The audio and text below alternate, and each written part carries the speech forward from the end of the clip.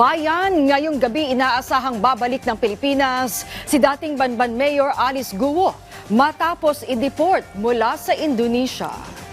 Nakadepende ang oras ng uwi ng dating alkalde sa tagal ng meeting at processing sa kanya. Inaasahang makakasama niya sa pagbabalik ng Pilipinas sina DILG Secretary Benhur Abalos at PNP Chief General Romel Francisco Marbil. Kamustahin natin ang sitwasyon kung saan inaasahang didiretso si Guo matapos lumapag ang chartered plane mula Indonesia. Live na magre-report si Joshua Garcia. Yes, Joshua.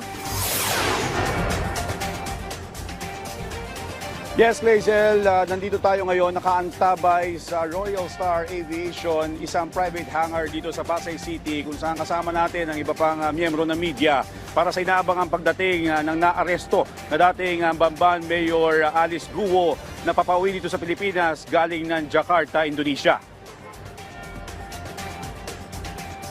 Lazel, sa huling update na nakuha natin kanina sa PNP, depende sa tagal ng meeting at processing ang oras ng departure ni Guo kung saan kasama niya si DILG Secretary Benhur Abalos Jr. at PNP Chief General Romel Francisco Marbil. Kung sakaling matapos man ang lahat ng kinakailangang proseso, ngayong alas 6 ng hapon, mamayang alas 10 o bandang alas 11 ng gabi ay ang inaasahan lapag dito sa private hangar sa Pasay.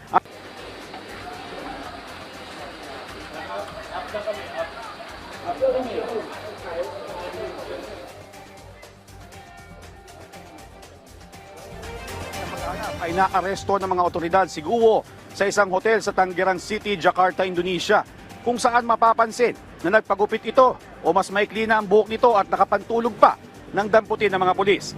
Bandang alauna na madaling araw kahapon, oras dito sa Pilipinas.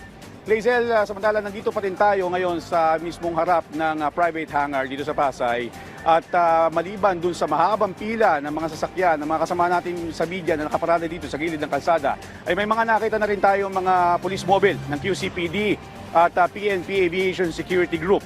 At sinubukan natin kausapin yung gwardiya kanina sa gate at ayon sa kanila ay naghihintay rin sila ng abiso kung papapasukin na ba ang media sa loob dahil dito nga rin inaasahan ng press conference. At ayon nga sa huling update na nakuha natin kanina sa PNP ay posible din na pagkatapos ng press conference dito sa private hangar ay dalhin din si Guo sa Campo Crame para sa medical at saka iti-turn over sa Senado. Kaya sa ating mga taga-subaybay, manatili nakatutok dito sa PTV para sa iba pang detalye ng balitang ito mamaya. At yan muna ang mga pinakauling balita dito sa Pasay City. Balik sa inyo dyan. Maraming salamat, Joshua Garcia.